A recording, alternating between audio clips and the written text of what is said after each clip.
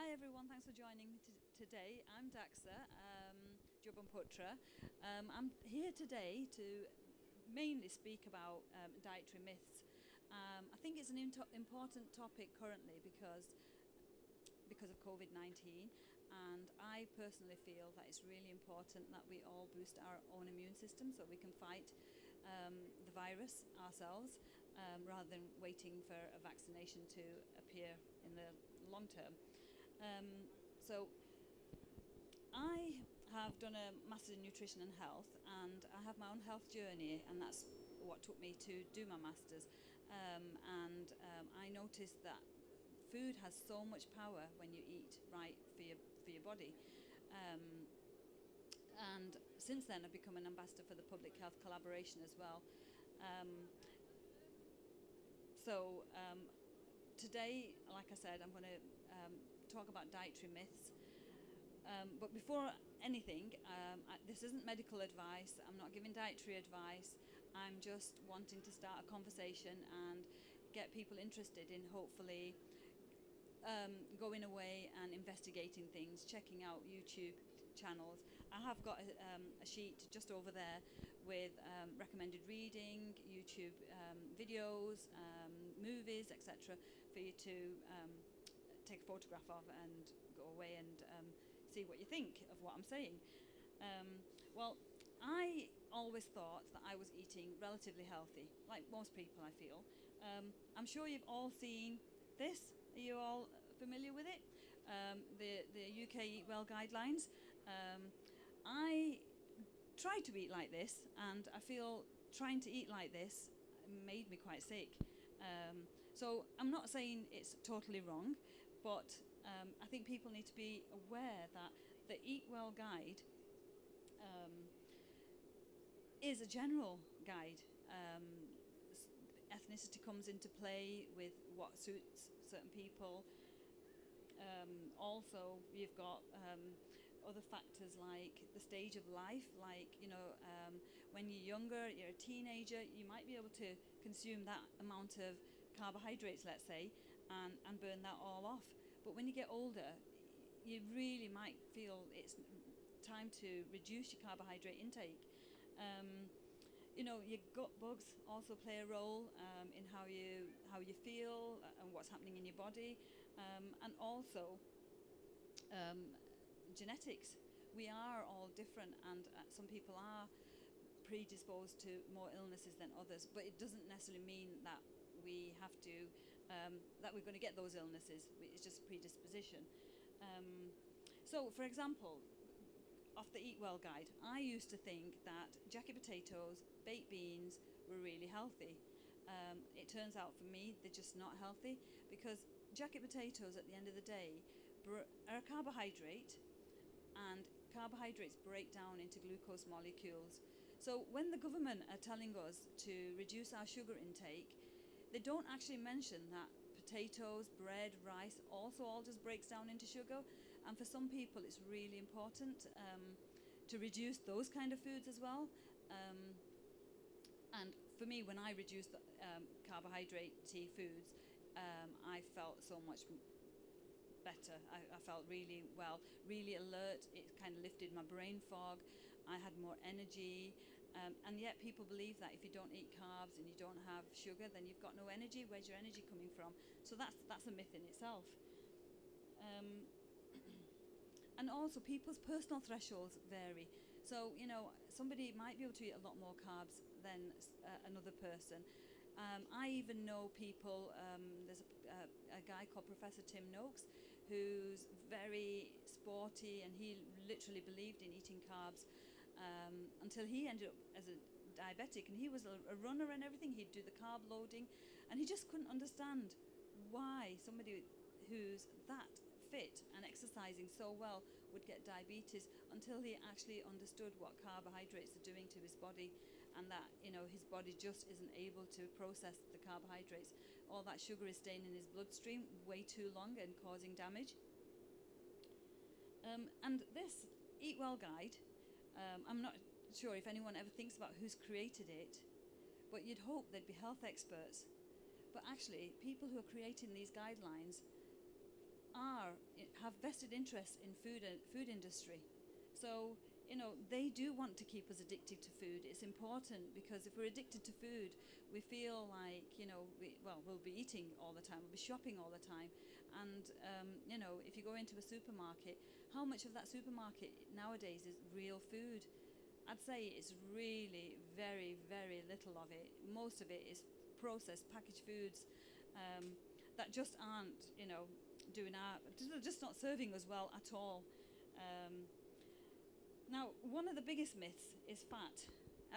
Anything around fat. That fat makes you fat. Does anybody believe that? Trans, yeah. Well, you need certain fats, yes. Trans fats are definitely a no-no. And there's things like sunflower oil, margarine, they're really unhealthy fats. The healthier fats are extra virgin olive oil, coconut oil, butter and ghee. I don't rate rapeseed oil because of the way it's grown and also the way it's processed. But it's a personal thing. Um, I would just stick to the four that I kind of said.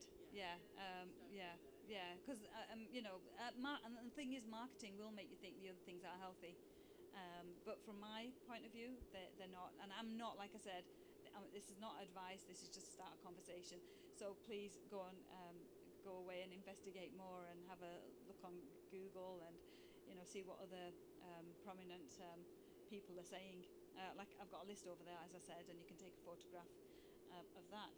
Um, yeah, extra virgin coconut oil is fabulous. I use it a lot, and I find it keeps you fat. All these healthy fats keep you fuller for longer.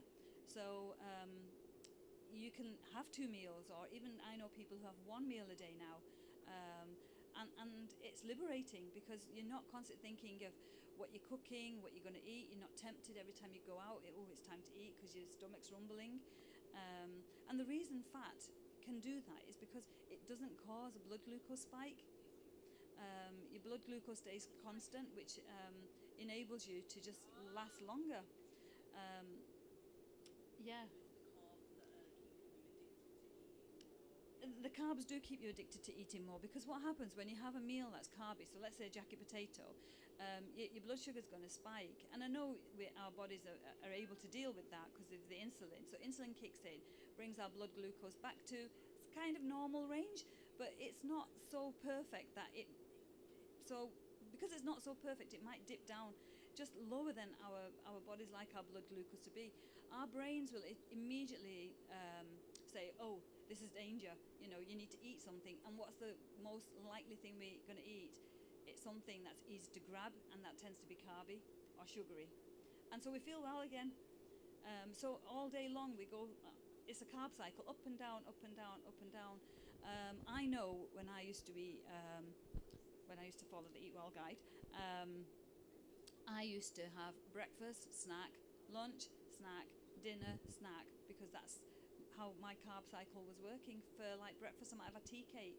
That's several teaspoons of sugar. I know it's not added sugar, and I know the tea cakes are quite sweet, but wheat flour also breaks down to glucose molecules in our body. So there's all those little things that I just wasn't aware of. And incidentally, in 2015, the USA dropped their total fat recommendation very, very quietly, but the UK just hasn't seemed to have followed at all. And the other reason fats are very important is because our brains are 60% fat, and we need to fuel our brains. That's interesting. So we're told that carbs are fueling us, but actually fat is fueling. Yeah, well, we can be fat burners or we can be carb burners, glucose, but yeah. So, I mean, if you think about our ancestors, they weren't eating 3 times a day. They used to have to hunt for the food. So they were more likely to be fat burners, except for when they could get hold of fruit, which would have been seasonal. You wouldn't be getting fruit every day, and you wouldn't be eating fruit for every snack, Like in Tibet now, people just eat meat. Yes, and Yeah, it's cold. yeah, exactly. So yeah, exactly. There are parts of the world where there is no vegetation, so they do have to eat meat, and they survive and they fare well, and they probably got well less heart disease and obesity and diabetes and all of those conditions than we have in the Western world. Um, so it's good to question, I believe, what we're told to eat. So all fats are not equal at all.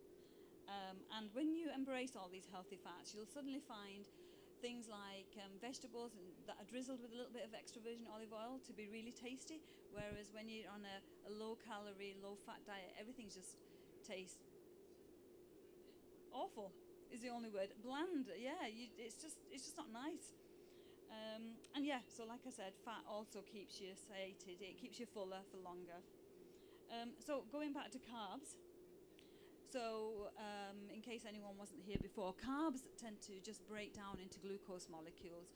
So, I'm not saying to eat a no carb diet because vegetables are carbs, but there's different amounts of carbs in vegetables. You've got the underground vegetables like carrots, parsnips, sweet potatoes, white potatoes, which have their place. I'm not saying people shouldn't eat them, they are real food and they have their place. But not everybody's bodies fare well with those kind of carbs. I tend to not eat white potatoes, and I eat sweet potatoes, but in like a few, like literally a few pieces at a time. And I eat carrots and parsnips from time to time with my meal. Most of my plate is overground vegetables and usually some sort of animal protein because I find that keeps me fuller. It nourishes my body because animal protein contains all the essential amino acids that our bodies can't make. So it's not necessary that I supplement myself. Now, people also are told, which is a myth, is brown rice, wheat pasta, brown bread is all healthy. And yes, it's probably fractionally healthier than the white version, but it again still breaks down into sugar. Like one piece of wholemeal bread is equivalent to how many teaspoons of sugar do you think that breaks down to in your body? It's three, and that's before you've put anything on it like jam, and that's one piece. I don't know many people who eat one piece of toast. I definitely would have had two, and I definitely would have put some jam on it. So that's like 6, 7 teaspoons, 8 teaspoons of sugar, and that's just on my toast. If you're eating cereal, a bowl of cornflakes, 30 grams is a serving size that they recommend. I don't know anyone who's ever measured it. It's tiny. It never fill you up. That breaks down in your body to 8.5 teaspoons of sugar. That's 30 grams. So double that, because I reckon most people are eating 60 grams at least. And then put your milk on top. That's lactose. Lactose is also sugar. So all these things have a place, but you've got to be aware that they're not necessarily healthy. If you're eating them because you enjoy them, great. But if you're eating them because you think they're healthy, then please stop. Eat something else that is really healthy. And this is where my passion lies, is I honestly believed that some of these foods were healthy and they weren't causing any damage. The government limits free sugars, which we all know, try not to eat too many sweets and juices and all of those things. But I think it needs to raise awareness that all these other foods are also breaking down to sugar. Your body still has to metabolize them and get that glucose out of your bloodstream. Too much sugar, or shall I say too much glucose in our bloodstream, if it's not used up when we're exercising or moving, or just our basal metabolic rates isn't using all that glucose up, then that is what gets converted to body fat, and it gets stored around our midriff mainly. And that's why that's an indication of poor health, is when we have a lot of belly fat. So my experience of glucose and sugar was, like I said, I was eating 6 times a day. I was out of control without realizing it at all. I was so hungry all the time, just before it was time to eat. I'd get snappy, irritated. It was insane. I had insane brain fog. I just couldn't think. yeah, I'd forget things, even exciting things that I'd done. You know, like I'd had a really great weekend, and somebody would say, "Oh, what did you do at the weekend?" And I'd be like, "Oh, and I wouldn't be able to remember. Now I have so much more mental clarity. I also used to suffer from lots of wind, which isn't something that anybody really wants to talk about, but that kind of went when I changed the way I eat. And I don't know if any of you suffer from these kind of things. I'm not saying that's necessarily from the glucose itself, but that might be from the carbohydrates that we're eating, especially some of the grains and pulses, which can be difficult for some digestive systems to break down. Now, my favourite myth is the 5 a day. Everyone's heard of 5 a day. Now, the thing that upsets me about the 5 a day isn't the vegetables, it's the fruit, because it says fruit, 5 fruit and vegetables. And for ease, everybody just goes to fruit. And everyone thinks fruit is healthy, but fruit, one banana contains, a medium-sized banana I'm talking about, can break down in your body to 6 teaspoons of sugar. So when you're having that banana, you're thinking you're doing your body a service and you're eating something healthy. But in fact, yes, it does have nutrients in it. I'm not saying that. But if you want to avoid the sugar and the sugar cravings, then really the banana's probably not the ideal option. Maybe you'd be better off having some avocado or a piece of cheese, because it's fat and it'll keep you fuller for longer, whereas the banana will break down in your body, give you a glucose spike and make you hungry again shortly after.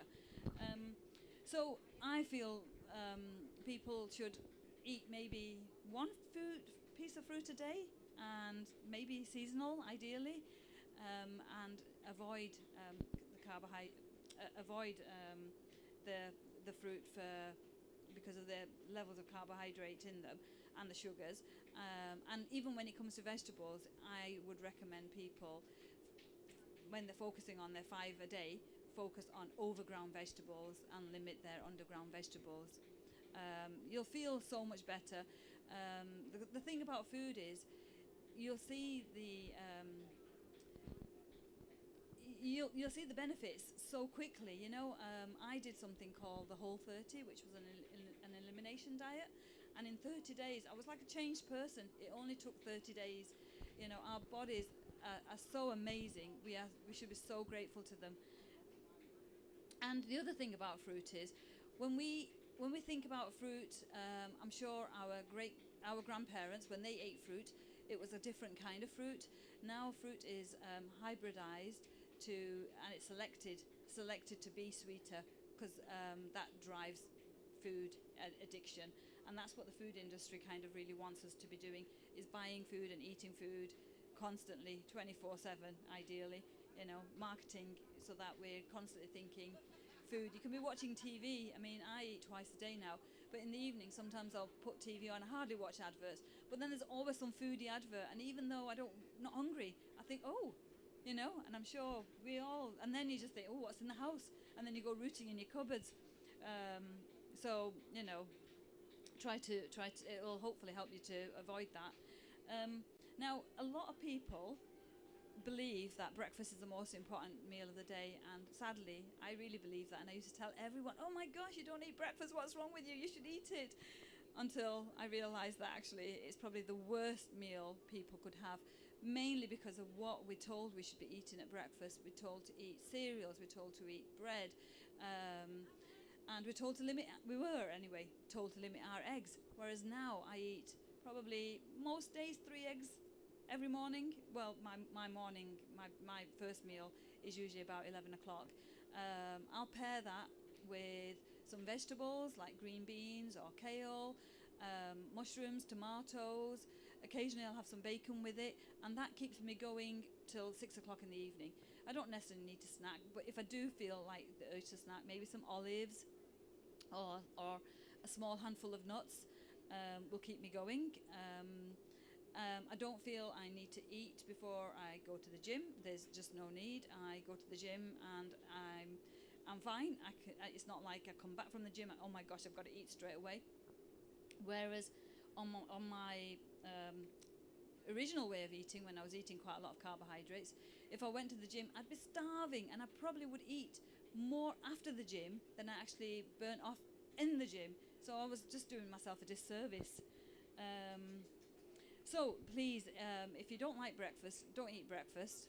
And if you do like breakfast, then please switch to something that's protein and fat based, so it just keeps you fuller for longer and it's more nourishing. I mean, why would you eat cornflakes that have got added minerals and things in it when you can eat the real food, you know? Nature is amazing. Nature has put everything together so that when you break it down, it's everything's in there, you know. Like all the vitamins work together, you know, the fats work together. If you're eating, if you want your body to absorb vitamin A and D, they're fat soluble, so really they need to be eaten with fats. You know, there's no point having carrots and then not having any fat, because your body's not going to absorb that vitamin. So that's really important, and I don't think people are aware of that. Yeah, fasting. I think you have mentioned that you're eating less now. Yeah, twice a day. So fasting is really important. It gives your body a break from eating and digesting your food. It allows it to fix itself, for the cell processes, to repair and rest. It, if you Google intermittent fasting or eating windows, you'll see that people really rave them, and again, they also allow you to have some mental clarity. Sometimes people will say eating real food is expensive, and it can be depending on your choices, but it doesn't have to be expensive. And also, real food, like I said, keeps you fuller for longer, so you just find you're eating less. And therefore you can spend a little bit more on maybe something a little bit more expensive for your meal. Like you might have the occasional, I don't know, steak if that's your favorite meal, or whatever it is that's your favorite, and you won't feel guilty because you won't be eating all the extra snacks. It's amazing how much money you can save if you cost it all out. Um, if people who are vegan, if they're vegan because they think it's healthy, then I would really recommend that they go and look at that a bit more. I feel there's a massive vegan movement. If it's because you don't want to hurt animals, etc., that's fine. I don't have a problem with that at all. Then you really need to be able to supplement your diet, because you're not going to get any B12 from a vegan diet. And also, protein is so important for us that a vegan diet's not necessarily going to easily provide you with the essential amino acids that you need. I'm not saying it won't, it can, but you have to be very clever, and you have to know your foods and your proteins, and which amino acids you're getting from which protein. And I'm not sure everybody does that.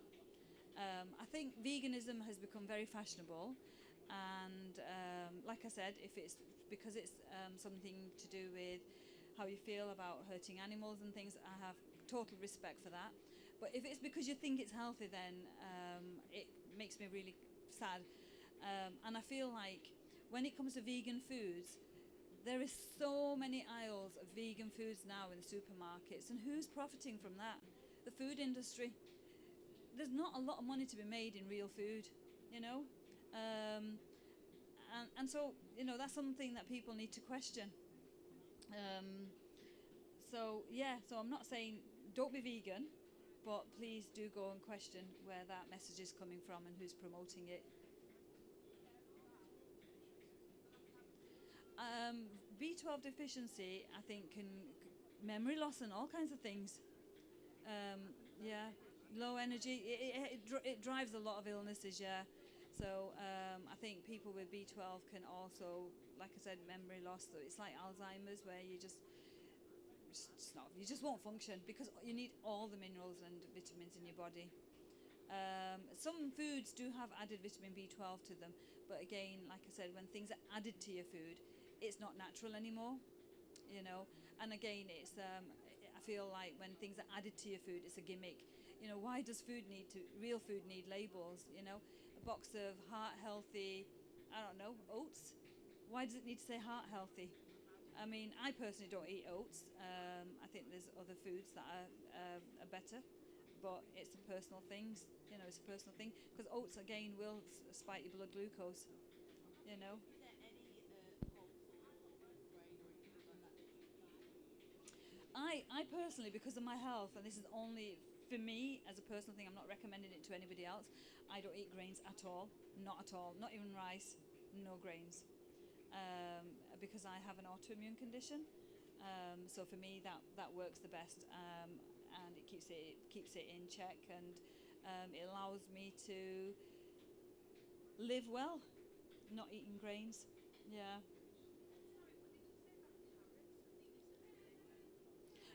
No, they're underground. Carrots are fine, but you know, if you're diabetic and then you're eating a plate full of carrots, because it does break down to glucose, it might not be the ideal meal. So that's what I'm saying. It's not health advice I'm giving. I'm just raising awareness. Whereas for somebody else, I will eat some carrots, but I won't eat like loads of carrots. So if I have like vegetables like that, like this evening, I'll probably roast some vegetables. I'll do some aubergines, some peppers, some courgettes. They're all over ground. And I might also roast some carrots and some parsnips, but I will only have a few carrots. Do you know what I mean? So yeah, yeah, yeah, right,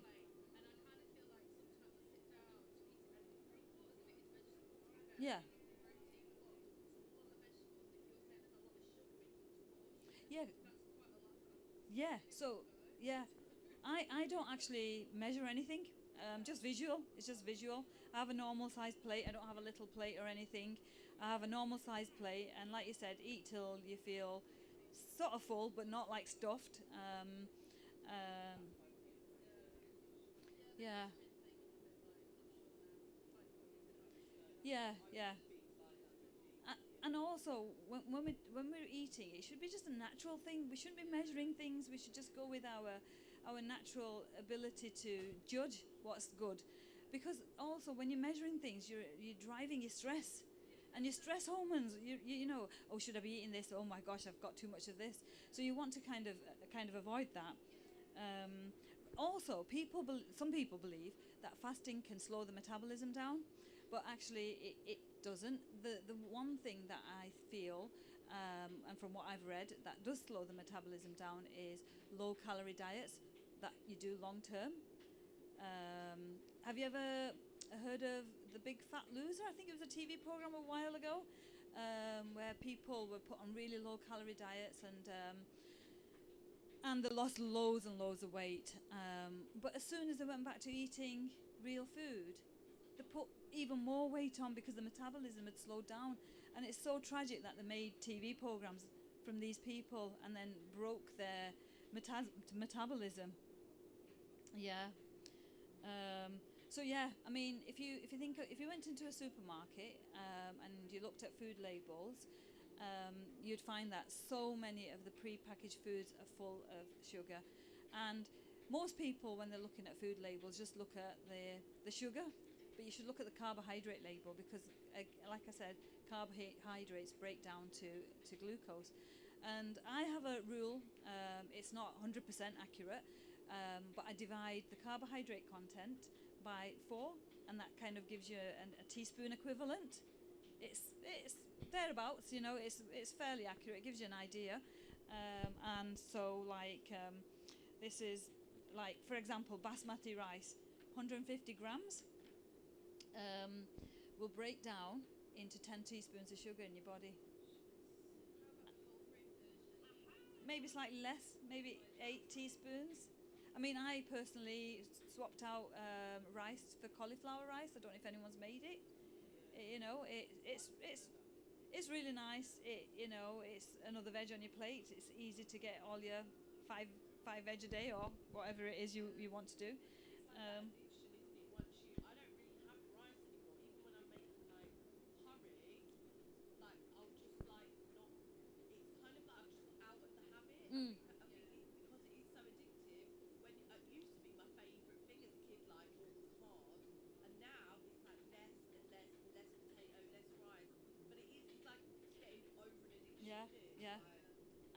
the other thing. It is an addiction. Carbohydrates are addictive, and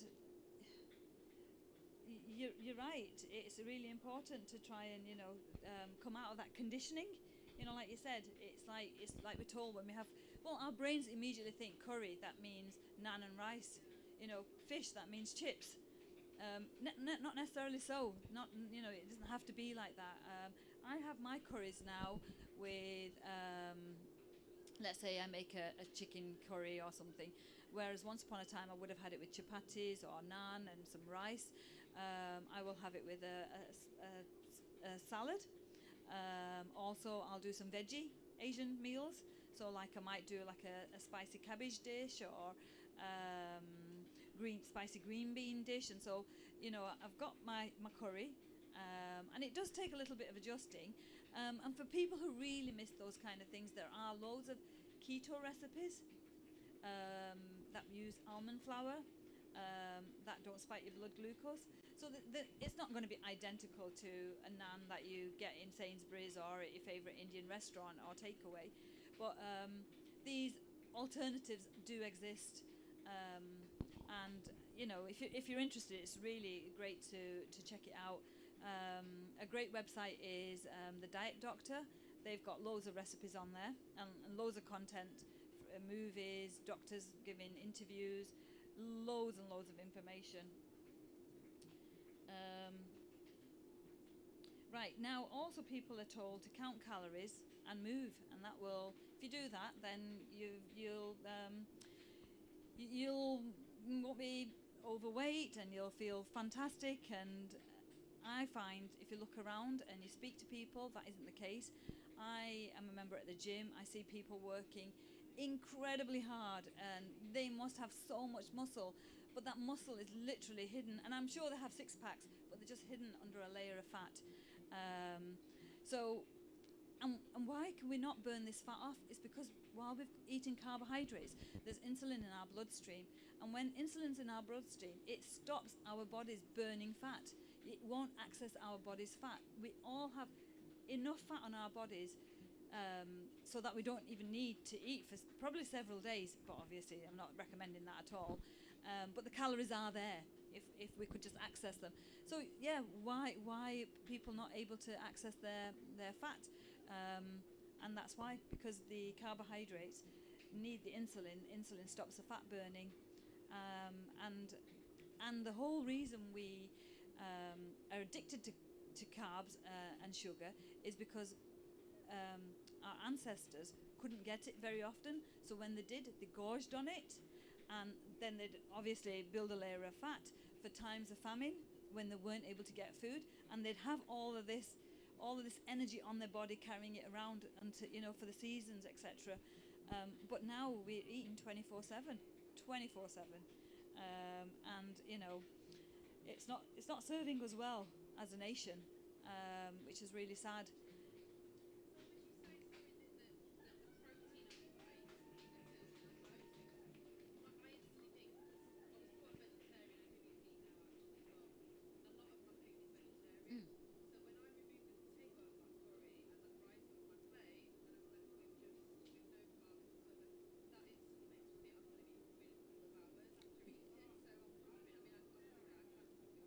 Yeah, yeah, yeah.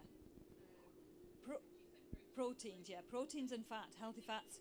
So remember to put some healthy fats in. Yeah, yeah, yeah. Sleep, yeah, yeah. But initially, when you swap from eating a very carb heavy diet to a healthy fat kind of diet, you will have side effects. You'll get things like the carb flu, which you just feel really lethargic and horrible, and it takes about a couple of weeks to sort of come out of that at the other side. Um, and it is it yeah, you will get a dip. You'll get those cravings. That will subside. Yeah, so you just got to stick with it. Most things take at least 3 weeks. Yeah, I mean, talking of carbs and things, this is a great book. It's called The Carb and Calorie Counter. Now, I ignore all the calories in here, but from a carb point of view, it's fascinating because it's got some great images of regular food. Like, for example, there's a breakfast here. We've got portobello mushrooms, 2 poached eggs, cherry tomatoes, and a couple of rashers of bacon. Now, that's 4 grams of carbs in that. Yes, there's obviously calories in there, but that's going to keep you full for ages because that's only like equivalent to 1 teaspoon of sugar. Whereas something like a bowl of porridge, which is promoted as being healthy.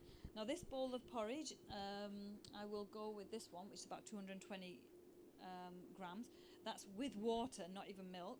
That's 19 grams of carbs in there. So you divide that by 4.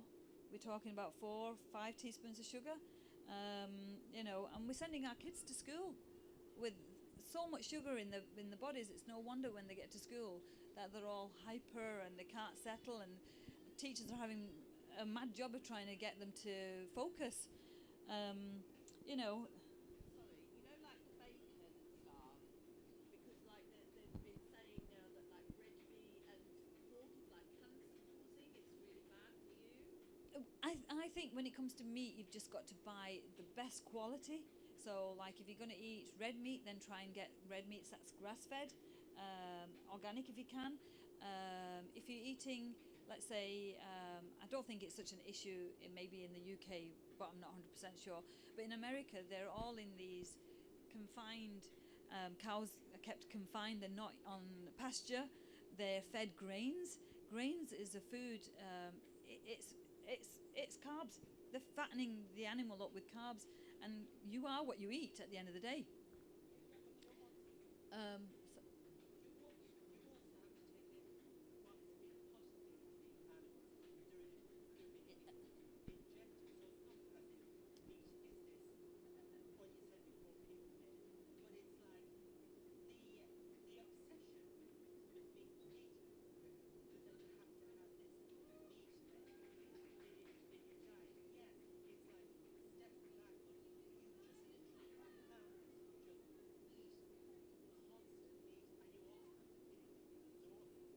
yes, yeah,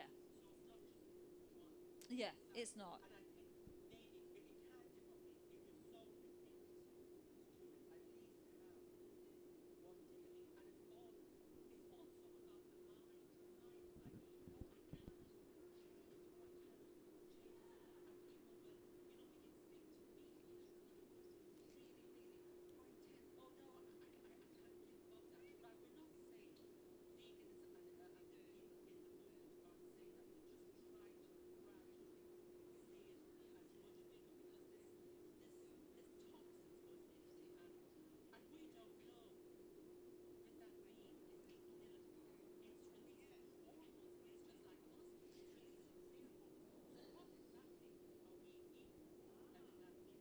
Yeah.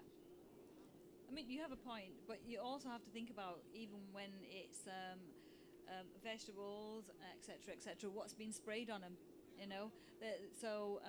How has it been farmed? Because we really, to save this planet, we really need to be thinking about regenerative agriculture, not these monocultures. Because we've got monocultures of animals, we've got monocultures of grains. You know, it's serving us. It's not serving us, shall we say? It's a disaster. It literally is a disaster, and it's money. It's all driven by money and profit.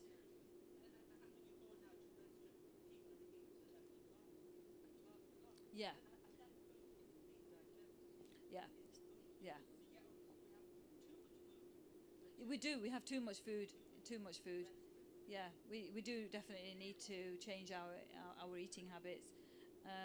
So yeah, and sometimes you'll find that going back to the exercise thing, when people haven't got an appetite, the doctors might say to them, "Well, if you exercise, it'll increase your appetite." That's precisely what used to happen to me.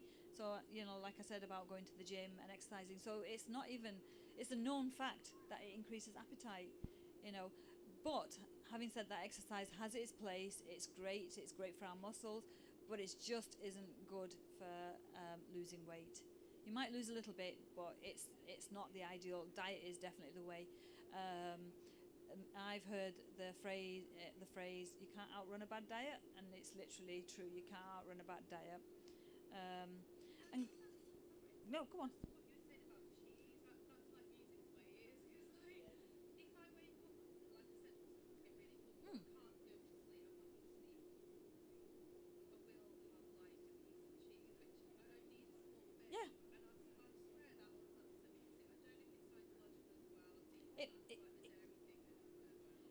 But I think that sustain me. So if mm, you're saying that according it's to a what fact. you're saying, that's quite a healthy thing Yeah, to feel yeah, to as a snack. yeah. That's like I mean, brilliant. you could incorporate cheese into your meal as well. Yeah, You know, when you've eaten, because you said you don't want to eat a lot of meat, which is yeah, fine. So then maybe when you finished your meal, as your dessert, you could have a little piece of cheese, so that you're incorporating it into that meal. yeah, Olives, again, they're healthy fats. You can eat a few olives, you keep you going for a bit longer. So that there are options, the ways of doing things without breaking your personal morals and your own I mean, personal. obviously, like in an ideal world, I'd just be vegan and that's it. But Yeah, I know that doesn't suit me. yeah, I know yeah, it does depend on the person you're making. yeah. I don't know. I feel like the negatives outweigh the positives for me, and then to eat a balanced diet. Okay, that cheese has probably not been processed in the best way because I'm just going to Aldi and buying some, rather than to my local. Yeah, I yeah, don't have a locally yeah, yeah. cheese But we dealer. do. We No, can. it's But oh really? any No, little thing you do, you there's should be. always something like you say, Yeah. like Don't. unless you really are like kind of growing everything from scratch, You or don't going know to what's your happening. local farm and buying stuff and knowing exactly what processes they're using. Yeah. It is difficult, isn't it? It's Yeah. quite difficult. Exactly. Yeah. It is. It is really difficult. And the other thing about the calorie message is that calories from fats, protein, and carbohydrates. It's like comparing currency: euros, dollars, sterling. They're not comparable. They've got their own thing going on. Um, and like when people are counting calories, well, if you had 100 or 200 calories of broccoli, that's completely different to a cake that contains 200 calories. Your body's getting some complete different nutrients, the information it's getting, it might be firing up some genes that shouldn't be fired up, diabetic genes, obesity genes. You just don't know. So that's why I don't like the calorie message. Um, I prefer the real food message. So we've already touched upon protein, and protein is important for our bodies because it's how we repair. We need amino acids to build our muscles. The wearing out and the need to be repaired. And plant food does contain protein, but I just feel people need to have a lot more knowledge to get their essential amino acids from plant food. It's not impossible, it's definitely possible, and sometimes maybe it's also maybe wise to maybe take a protein powder that's got all the essential amino acids just to just serve you better, yeah, from a health point of view. But for me personally, I feel that animal protein is far more superior. It's real and natural. Um, yeah.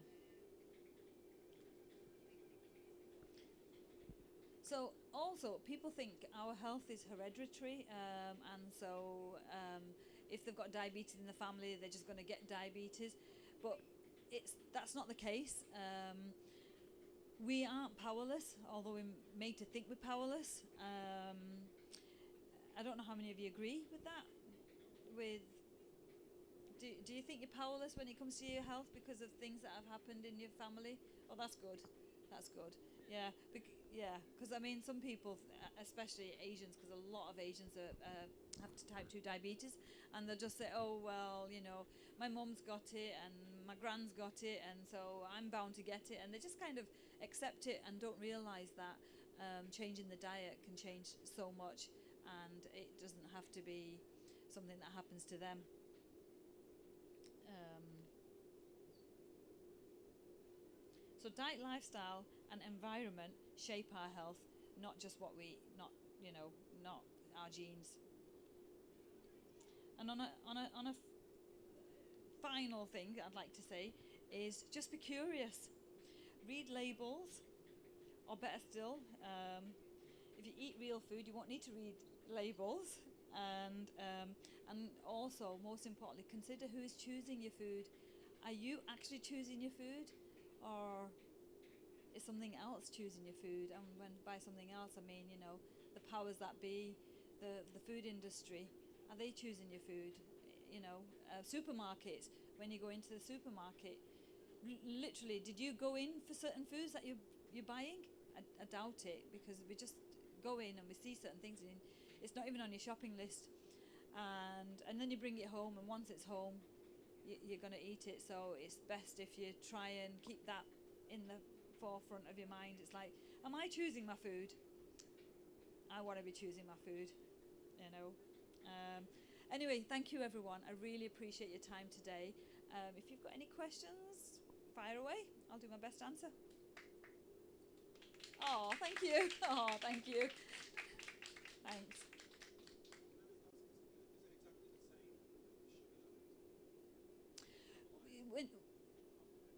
Yeah, because it's glucose molecules. So if you look at the chemistry, yeah, it's the same. Because if you look at the chemistry, carbohydrates are long chains of glucose molecules, and simple sugars are maybe one or two molecules joined together. But once your enzymes in your body break it down, it's the same. The only difference is that there are other things in play. You've got fiber in play, you've got other nutrients in play. But if you're a diabetic, essentially, it's all sugar, and that's the issue. And you can get your nutrients and your fiber from overground vegetables. So they're not necessary. And even if they're overground vegetables, they still have carbohydrates in them. Unless you're a carnivore, everyone's eating some carbohydrate. And there are people who are carnivores now. And a lot of them have turned to eating a carnivore diet, mainly because their health is so broken. And if you join any Facebook forums where they're promoting a carnivore diet, a lot of these people have been vegans. The caveman diet is more what I do, which is paleo. So the caveman diet isn't. It's what our ancestors would have eaten if they were hunter gatherers, basically. So that doesn't necessarily mean just meat. It can mean vegetables and foraging and all of that. Yeah. Whereas the hunter gatherer diet, the modern day version of that, is very different, because you can do it healthy or you can do it unhealthy. Because the modern day version of like a hunter gatherer diet tends to be what we call paleo, and so there's still elements of like baking and stuff, but instead of using grains, they'll use almond flour and coconut flour and stuff. But if they want to sustain health, then they shouldn't be doing that too often. It's nice, obviously, for everyone to have a treat from time to time, but most people these days, let's say take cake for example. Most people are eating cake several times a week, I'd say. If you're working in an office, cake culture, it's terrible. You feel, if you don't have that piece of cake, you're made to feel like there's something wrong with you, which it should be the other way around. It's something quite wrong with society. So yeah, and you feel really guilty. Yeah, yeah, yeah, yeah. Yeah, and it's there, and so then you've got to use so much willpower. On a low carb diet, you do not need willpower, because it's the carbohydrates keep you wanting. Yeah, yeah. So and any diet, because this isn't a diet. I'm not talking about this as a diet. This is a lifestyle. This is forever. Any diet, once you go back to eating your normal way, because you're not going to be able to maintain anything using willpower. That only lasts for so long. And then once you sort of like, I don't know, let's say you manage to do a diet for a month, and then your friend has a birthday and you go out, you're just going to be back straight, you off the wagon, and it's one of those things.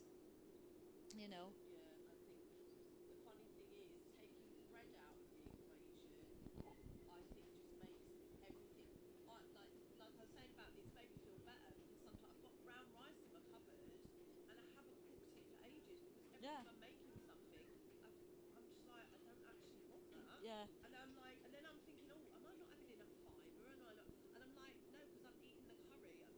yeah, Yeah, and you're eating the Right? vegetables. It's, I mean, bread is the worst culprit.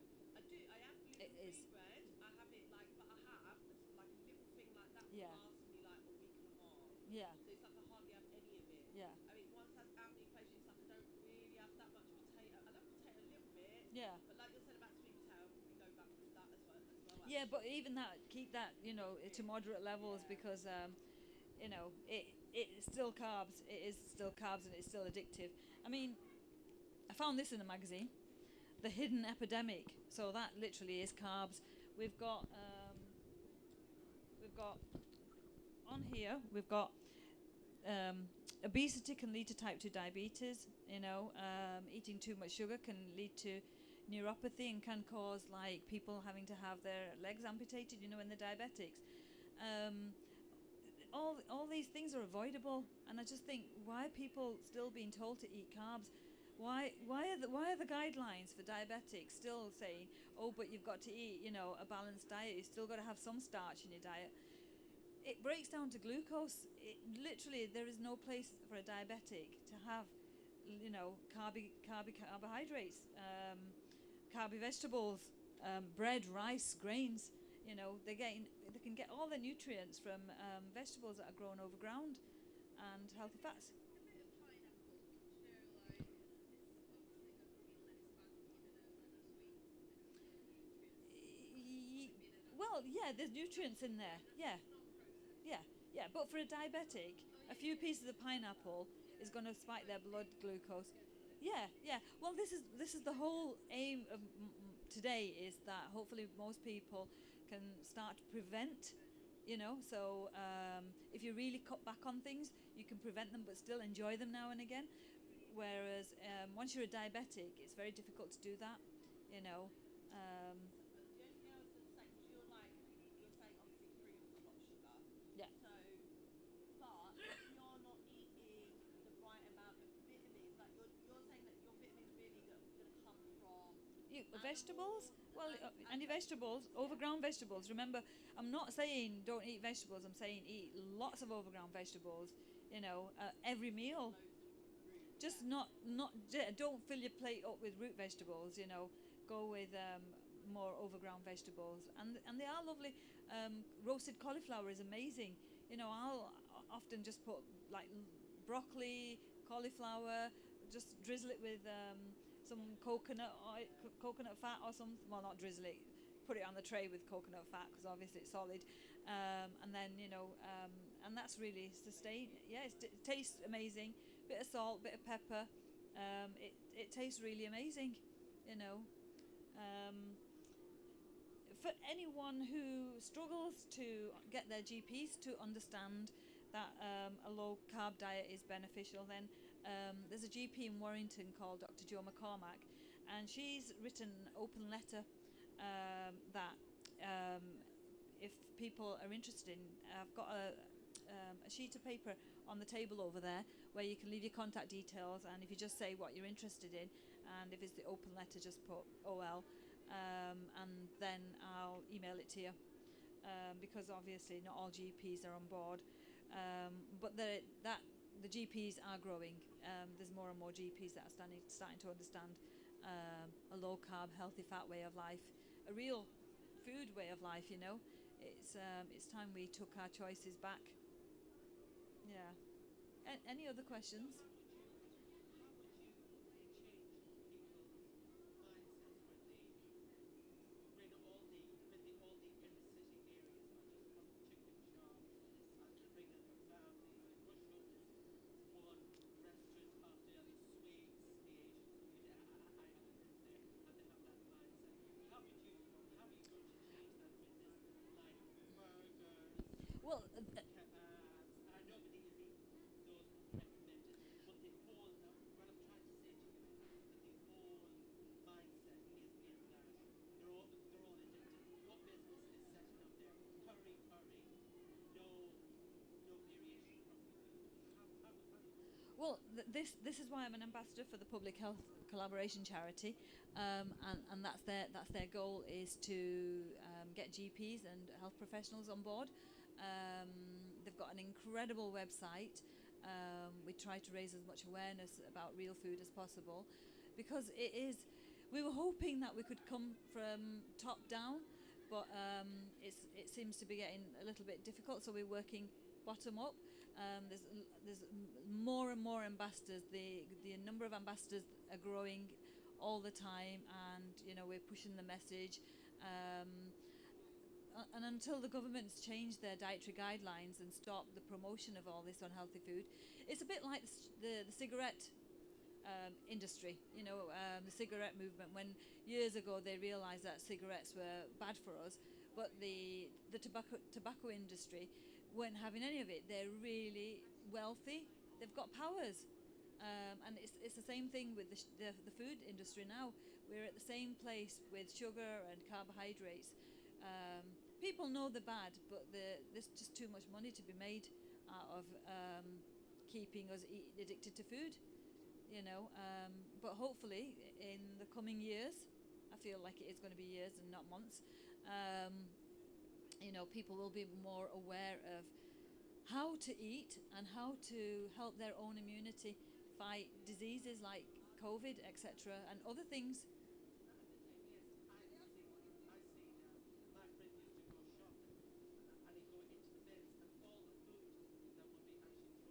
Oh, food waste. That's another topic. That is another topic. Yeah, it's sickening really, and it's really saddening.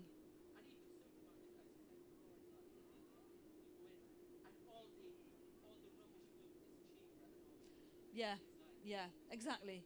And that's why a lot of people who want to eat healthy struggle to eat healthy, because it's so expensive. And really, healthy foods needs to be subsidised by the government, and all these unhealthy foods, they need to stop having offers on them. They need to, have the offers on the healthy foods, but not so that it promotes waste, because I mean, that's just that would be crazy, to promote waste. But yeah, any other questions, anyone? So what do you think? Because I've been kind of well, pretty much vegan, because I have sinus problems. Dairy used to be like a thing, but now realise actually it's gluten and wheat that's the worst Yeah, thing. yeah, And actually I probably could get away with dairy now. right. But anyway, I've been buying as well processed vegan stuff. Now, I mean, I know there's a lot of salt in it, isn't it? Like it's not like, but you're making me think now I need to like really stop that. You said it yourself. Vegan food is processed food. Yeah, So if you could eat a vegan diet on real food, that would be amazing. yeah. But like I said, make sure you get your amino acids, especially the essential amino acids, and eat the healthy fat. But very few vegans in that I've come across eat real food. They are eating like meat-free burgers, and so many people you've just mentioned like eating gluten-free bread. There is a place for gluten-free bread, but gluten-free foods have now become a trend. And I actually don't eat gluten, but everything I eat is naturally gluten-free. So I wouldn't buy gluten-free bread because it's heavily processed. And again, processed food can't be healthy. Thank you. So it's just literally, it's very simple. It's just eat real food that doesn't need labels. Um, yeah, and avoid the processed foods as much as possible. Obviously, people are going to eat them from time to time, but the longer and the more you can avoid them, the better. And you'll soon get out of the habit of wanting them as well, because you'll feel better. And salt, they talk about salt being bad for us, and when it's in processed food, yes, it is bad because it just doesn't work and fare well. But when you start eating real food and you go low carb, you can up your salt a little bit without it being detrimental to your health. But that's something to do with our metabolism, which I haven't really got time to go into today. Makes But sense. yeah, It makes yeah. sense. Yeah. No, it's good. It's inspiring, to be honest. It's what I need. Oh, fabulous. Hopefully. I've got a sheet over there, and it's like further reading and stuff. And there is a book that is called The Vegetarian Myth. You might want to read that. It might just help you make some choices, because it is a choice at the end of the day. Everything should be a choice, you know, but an informed choice. I know where to get like really, really good organic like meat and stuff like that and eggs. Yeah. So it's expensive. Obviously, it's going to be more expensive, but I know I won't eat much of Yes, it. exactly. Do you know what I mean? Yeah, yeah, And I never have eaten loads of it. It's yeah, just having that little bit of cheese, a little yeah, bit of eggs, and just like not loads. yeah. But because you said you might be dairy intolerant, be careful. I can't tolerate dairy. It gives me sinus and catarrh problems. Yeah. So I'm dairy free, gluten free, grain free. So Yeah, with the, I think the eggs I'm alright. I'll try. You know, yeah. It's just the cheese I won't be able to have that much of. yeah, yeah. But But milk I just be careful. definitely can't have. Yeah, yeah. Yeah. But at least I know that. Yeah. Yeah, at least you know. And that's the thing. It's about personalising your diet. Yeah. Yeah. Great. Oh, thanks for your questions. Really appreciate them. Thank you. Great. Bye bye. Thank you.